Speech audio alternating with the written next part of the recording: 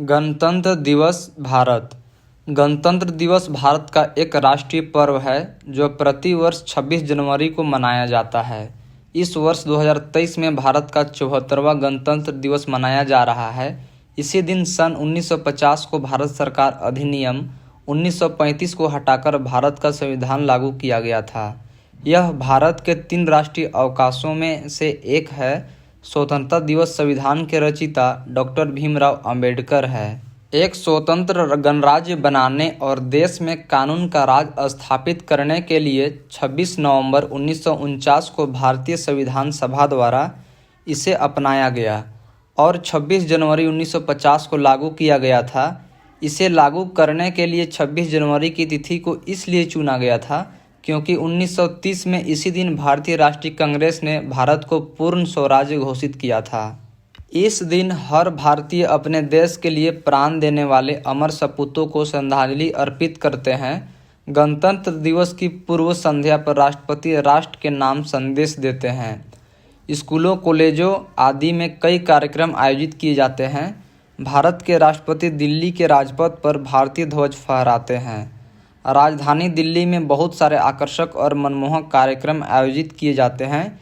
दिल्ली को अच्छी तरह सजाया जाता है। कर्तव्य पथ पर बड़ी धूमधाम से परेड निकलती है जिसमें विभिन्न प्रदेशों और सरकारी विभागों की झांकियां होती है। देश के कोने कोने से लोग दिल्ली में 26 जनवरी की परेड देखने आते हैं। भारतीय सेना अस्त्र शस्त्रों का प्रदर्शन होता है। 26 जनवरी के दिन धूमधाम से राष्ट्रपति की सवारी निकाली जाती है तथा बहुत से मनमोहक कार्यक्रम आयोजित किए जाते हैं। देश के हर कोने में जगह जगह ध्वज वंदन होता है और कई तरह के कार्यक्रम आयोजित किए जाते हैं। विश्व भर में फैले हुए भारतीय मूल के लोग तथा भारत के दूतावास भी गणतंत्र दिवस को हर्षोल्लास के साथ मनाते हैं।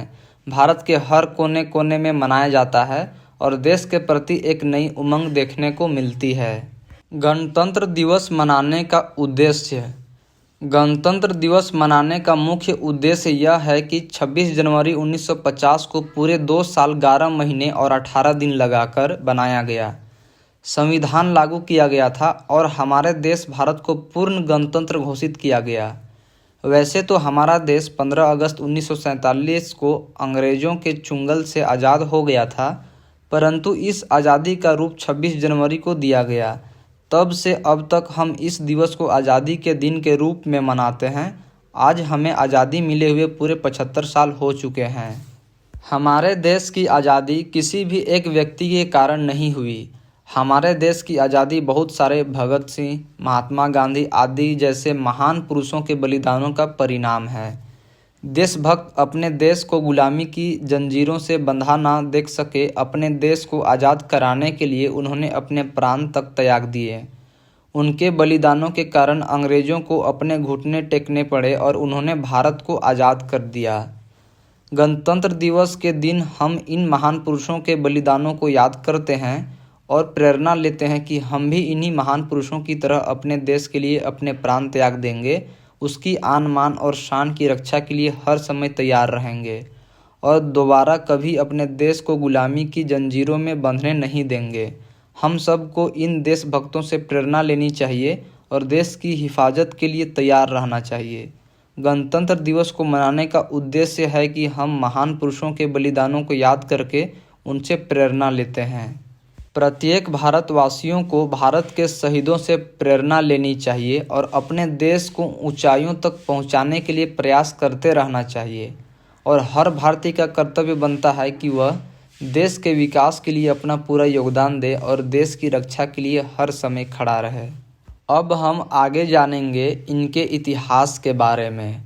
सन 1929 के दिसंबर में लाहौर में भारतीय राष्ट्रीय कांग्रेस का अधिवेशन पंडित जवाहरलाल नेहरू की अध्यक्षता में हुआ, जिसमें प्रस्ताव पारित कर इस बात की घोषणा की गई कि यदि अंग्रेज सरकार 26 जनवरी 1930 तक भारत को स्वायत्त औपनिवेश डोमिनियन का पद प्रदान नहीं करेगी, जिसके तहत भारत ब्रिटिश साम्राज्य में ही स्वशासित इकाई बन जाने, उस दिन भारत की पूर्ण स्वतंत्रता का निश्चय की घोषणा की और अपना सक्रिय आंदोलन आरंभ किया। उस दिन से 1947 में स्वतंत्रता प्राप्त होने तक 26 जनवरी स्वतंत्रता दिवस के रूप में मनाया जाता रहा। इसके पश्चात स्वतंत्रता प्राप्ति के वास्तविक दिन 15 अगस्त को भारत के स्वतंत्रता दिवस के रूप में स्वीकार किया गया। भारत के स्वतंत्र हो जाने के बाद संविधान सभा की घोषणा हुई और इसने अपना कार्य 9 दिसंबर 1946 से आरंभ कर दिया। संविधान सभा के सदस्य भारत के राज्यों की सभाओं के निर्वाचित सदस्यों के द्वारा चुने गए थे। डॉक्टर भीमराव अंबेडकर, जवाहरलाल नेहरू, डॉक्टर राजेंद्र प्रसाद, सरदार वल्लभ भाई पटेल, मौलाना अबुल कलाम आज़ाद आदि इस सभा के प्रमुख सदस्य थे। संविधान निर्माण में कुल 22 समितियां थीं, जिसमें प्रारूप समिति, ड्राफ्टिंग कमेटी सबसे प्रमुख एवं महत्वपूर्ण समिति थी और इस समिति का कार्य संपूर्ण संविधान लिखना या निर्माण करना था। प्रारूप समिति के अध्यक्ष विधिवेत्ता डॉक्टर भीमराव अंबेडकर थे। प्रारूप समिति ने और इसमें विशेष रूप से डॉक्टर अंबेडकर जी ने 2 वर्ष 11 माह 18 दिन में भारतीय संविधान का निर्माण किया और संविधान सभा के अध्यक्ष डॉक्टर राजेंद्र प्रसाद को 26 नवंबर 1949 को भारत का संविधान सुपुर्द किया। इसलिए 26 नवंबर दिवस को भारत में संविधान दिवस के रूप में प्रतिवर्ष मनाया जाता है। संविधान सभा ने संविधान निर्माण के समय कुल 114 दिन बैठक की। इसकी बैठकों में प्रेस और जनता को भाग लेने की स्वतंत्रता थी। अनेक सुधारों और बदलावों के बाद सभा के 284 सदस्यों ने 24 जनवरी 1950 को संविधान की दी हस्तलिखित कॉपियां पर हस्ताक्षर किए। इसके 2 दिन बाद संविधान 26 जनवरी को यह देश भर में लागू हो गया। 26 जनवरी का महत्व बनाए रखने के लिए इसी दिन संविधान निर्मात्री सभा कॉन्स्टिट्यूट असेंबली द्वारा स्वीकृत संविधान में भारत के गणतंत्र स्वरूप को मान्यता प्रदान की गई। जैसा कि आप सभी जानते हैं कि 15 अगस्त 1947 को अपना देश हजारों देशभक्तों के बलिदानों के बाद अंग्रेजों की दास्तां, अंग्रेजों की शासन से मुक्त हुआ था। इसके बाद 26 जनवरी 1950 को अपने देश में भारतीय शासन और कानून व्यवस्था लागू हुई। भाइयों और बहनों ने इस स्वतंत्रता को पाने में अपने देश की हजारों माताओं की गोद सुनी हो गई थी। हजारों बहनों बेटियों के मांग का सिंदूर मिट गया था। तब कहीं इस महान बलिदान के बाद देश स्वतंत्र हो सका था। जिस तरह देश का संविधान है, ठीक उसी तरह परमात्मा का भी संविधान है। यदि हम सब देश की संविधान की तरह परमात्मा के संविधान का पालन करें तो समाज अपराध मुक्त व सशक्त बन सकता है। अब हम आगे जानेंगे गणतंत्र दिवस समारोह। 26 जनवरी को गणतंत्र दिवस समारोह पर भारत के राष्ट्रपति द्वारा भारतीय राष्ट्र ध्वज को फहराया जाता है और इसके बाद सामूहिक रूप में खड़े होकर राष्ट्रगान गाया जाता है। फिर राष्ट्रीय ध्वज तिरंगा को सलामी दी जाती है। गणतंत्र दिवस को पूरे देश में, विशेष रूप से भारत की राजधानी दिल्ली में बहुत उत्साह के साथ मनाया जाता है। इस अवसर के महत्व को चिन्हित करने के लिए हर साल राजपथ पर एक भव्य परेड इंडिया गेट से राष्ट्रपति भवन, राष्ट्रपति के निवास तक राजधानी नई दिल्ली में आयोजित की जाती है। इस भव्य परेड में भारतीय सेना के विभिन्न रेजिमेंट, वायुसेना, नौसेना आदि सभी भाग लेते हैं। इस समारोह में भाग लेने के लिए देश के सभी हिस्सों से राष्ट्रीय कैडेट कोर व विभिन्न विद्यालयों से बच्चे आते हैं। समारोह में भाग लेना एक सम्मान की बात होती है।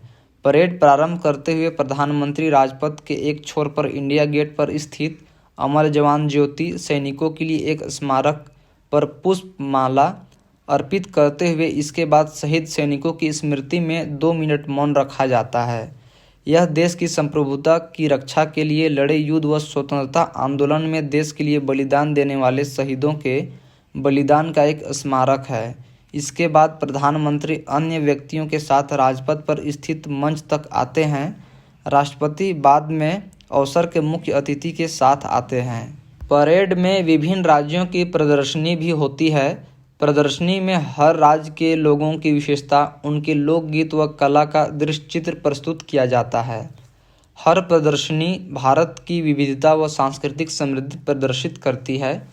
परेड और जुलूस राष्ट्रीय टेलीविज़न पर प्रसारित होता है और देश के हर कोने में करोड़ों दर्शकों के द्वारा देखा जाता है। 2014 में भारत के 72वें गणतंत्र दिवस के अवसर पर महाराष्ट्र सरकार के प्रोटोकॉल विभाग ने पहली बार मुंबई के मरीन ड्राइव पर परेड आयोजित की, जैसी हर वर्ष नई दिल्ली में राजपथ में होती है। आप सभी को गणतंत्र दिवस की हार्दिक शुभकामनाएं। जय हिंद, जय भारत।